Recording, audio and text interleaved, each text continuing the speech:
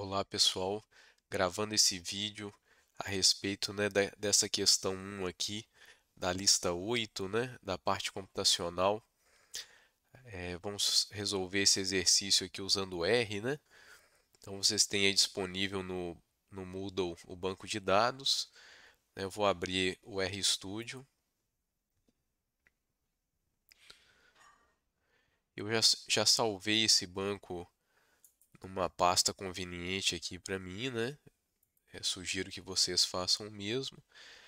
E aí no RStudio é interessante, né, a gente colocar a pasta aí como diretório de trabalho, porque aí a gente consegue acessar, né, os arquivos mais facilmente e salvar também, né, já no local aí já fica bem organizado. Eu vou começar aqui com um script e aí vamos carregar esses dados, né? Então também aqui para manter uma certa organização, vou chamar aqui de dados Q1 L8. E aí a gente vai ler esse CSV. Da forma como eu salvei os dados, pessoal, vocês podem ler dessa forma aqui, né? Simplesmente chamando essa função read.csv e aí coloca aqui o nome do arquivo. Tá legal?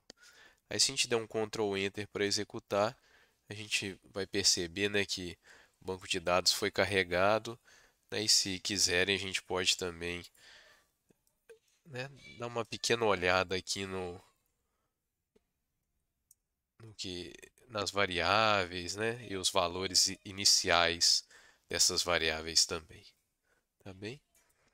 Então, voltando aqui para a lista, né, a gente quer resolver essa questão 1 usando basicamente o teste de WALD, né? Nas notas de aula ali desse tópico 8, né, a gente tem aqui a teoria, né, e o formato básico da hipótese nula é esse daqui, né?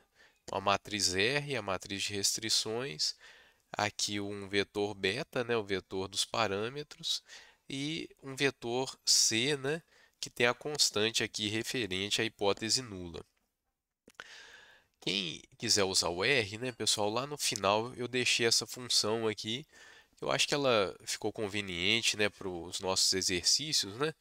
Eu criei essa função, vocês podem copiar a função, voltar lá para o RStudio e aí, né, dar um Ctrl V para essa função ficar lá na rotina, né?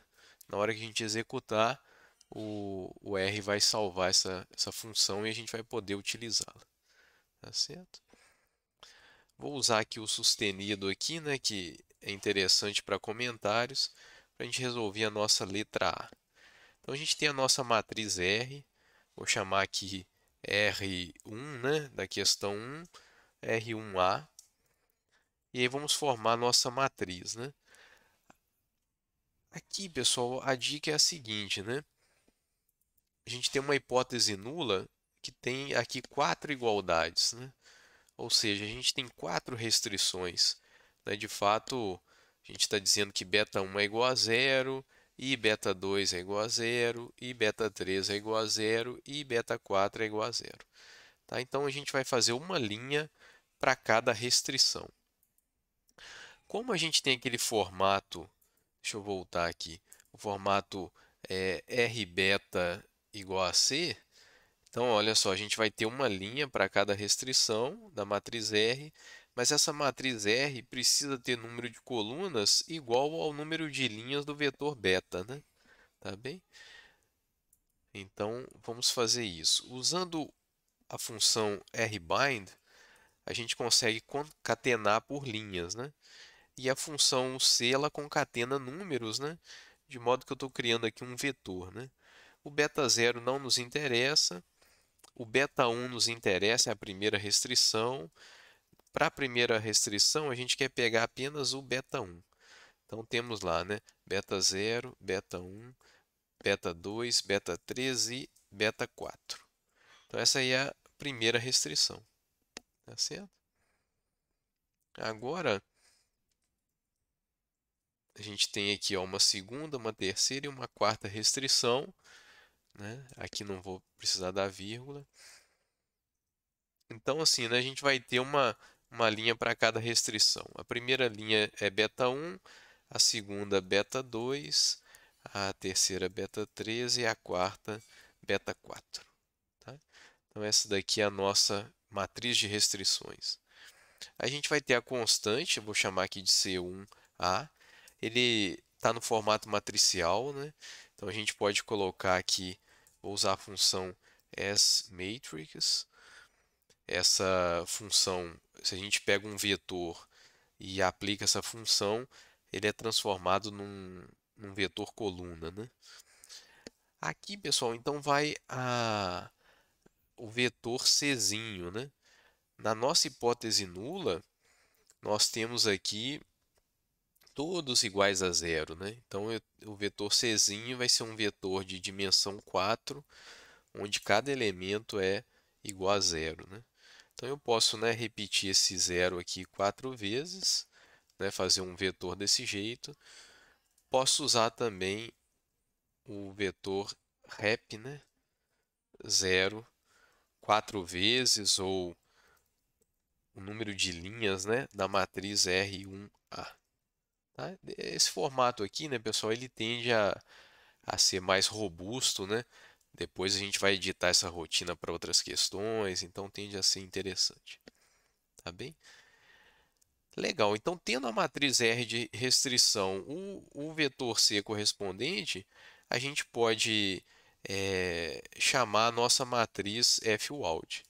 Tá certo? Eu dei um Ctrl Home aqui para subir aqui na rotina. A função FWALD, ela então precisa dessa matriz R, do vetor coluna C e essa reg, né? Essa reg, pessoal, é o objeto de regressão linear, né, que a gente viu lá no tópico 7. No caso aqui, a regressão irrestrita, né, que é essa que está aqui. Tá bom? Então a gente quer estimar essa regressão, que é o que a gente já fez lá, né, na lista 7. Então vou chamar aqui de reg A, e aí pronto, LM. Aí tá, para ficar bem organizado, vou colocar aqui os argumentos. Fórmula então LWAGE 1 mais eduque mais experiência ao quadrado mais idade.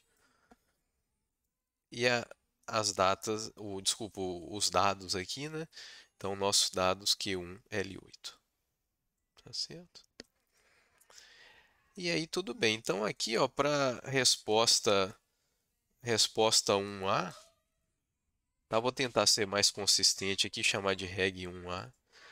Resp 1A, então vai ser aqui a nossa FWALD. Então a gente pode aqui colocar pela ordem, né? Vou colocar aqui a nossa R1, R1A, C1A e reg 1A. Tá bem? Vou executar a rotina aqui, completa. E aí, se a gente selecionar aqui o objeto e Ctrl Enter, a gente vai ver aqui a saída, né, da função. A gente tem a estatística do teste e a gente tem o p-valor, né?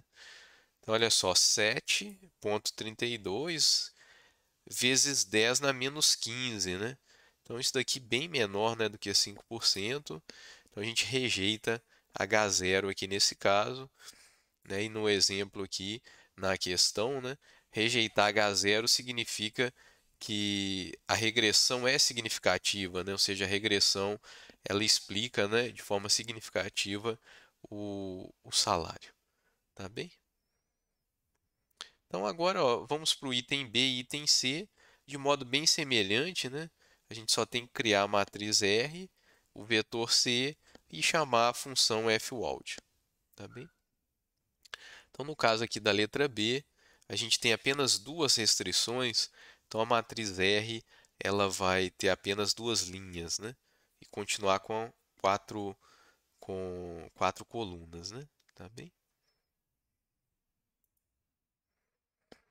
Então, eu percebo que a gente pode, né, dar um Ctrl C, Ctrl V aqui na rotina. Desculpa, vou editar aqui, ó, vou tirar essa regressão aqui restrita. Vou chamá-la aqui de reg1, porque ela não se restringe à letra A. E aí tem que tomar o cuidado para aqui trocar para reg, tá bem? Então agora sim vou pegar aqui a letra A, Ctrl C, Ctrl V. Aí, né, a gente tem que tomar cuidado aqui, né? Aí se quiserem, né, a gente pode usar aqui desculpa, não aqui, né? Ctrl F aqui, então a gente vai trocar o A por B. Aí estão vendo, ó, o primeiro aqui eu não quero trocar, vou pegar o próximo e aí vou trocando, ó. Trocar, vou trocar, trocar. Aqui não, né? Tá, pessoal? Então, assim, em alguns casos isso vale a pena, em outros casos nem é tão interessante, tá? Mas só para ir mostrando para vocês aí a edição. Então, muito bem, né? A gente quer aqui, no caso do item B, a gente quer beta 2 e beta 3. Tá bem? Então, no caso aqui, beta 2 e beta 3, né? Então, essas linhas aqui são úteis para a gente. Tirar a vírgula aqui. Então, estamos pegando beta 2 e beta 3.